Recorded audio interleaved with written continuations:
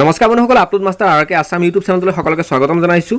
ইতিমধ্যে আপোনালোকে ফেচবুক বাতৰি বিভিন্ন মাধ্যমত আপোনালোকে দেখিবলৈ পাইছে যে অসমৰ বিভিন্ন ঠাইত যোৰহাট, মাজুলী, গোলাঘাটকে ধৰি বিভিন্ন ঠাইত আচলতে মানুহৰ ঘৰৰ যি ফ্ল'ৰ আছে সেই ফ্ল'ৰত পানী ওলাবলৈ ধৰিছে বা পানী নিচিনা বস্তু এটা ওলাইছে। তাক লৈ যিসকল মানুহে নাজানে সেই মানুহসকলে কিন্তু আচম্বিত হৈছে, ভয় খাইছে। এইটো কাৰণে ভয় খাইছে যে কিবা ভূমিকম্প হ'ব নি, কিবা বিপদ হ'ব নি, তেনেকুৱা ধৰণৰ ভয় খাইছে। কিন্তু ভয় খাবলগীয়া কোনো ধৰণৰ কথা নাই, কাৰণ আমি যদি চাইণ্টিফিকেলি চাওঁ, চাইণ্টিফিক বেছিক নলেজত চাওঁ, তেতিয়াহ'লে আমি জানিম যে এইটো গৰম বায়ু আৰু ঠাণ্ডা বায়ুৰ মাজত যেতিয়া টাকৰাও হয় বা খুনা লাগে, তেতিয়া কিন্তু সেই জলীয় বাষ্প বা যিটো মইশ্চাৰাইজাৰ সৃষ্টি হয়, তাৰ ফলত আমি পানী নিচিনা এটা বস্তু দেখিবলৈ পাওঁ।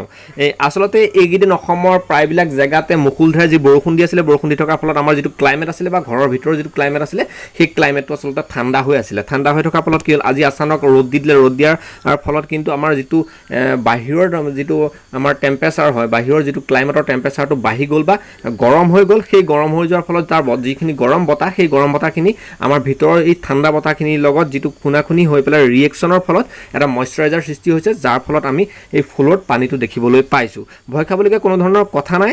যদি ইনফৰমেশ্যনখিনি ভাল পালে তেতিয়াহ'লে ভিডিঅ'টো শ্বেয়াৰ কৰিব। যদি চেনেলটো ছাবস্ক্ৰাইব কৰা নাই তেতিয়াহ'লে চেনেলটো ছাবস্ক্ৰাইব কৰি বেল আইকনো দবাব, যাতে মই দিয়া এনেধৰণৰ ইনফৰমেশ্যনেল ভিডিঅ'বিলাকৰ ন'টিফিকেশ্যন আপুনি পাবলৈ সক্ষম হয়। ধন্যবাদ। জয় অসম।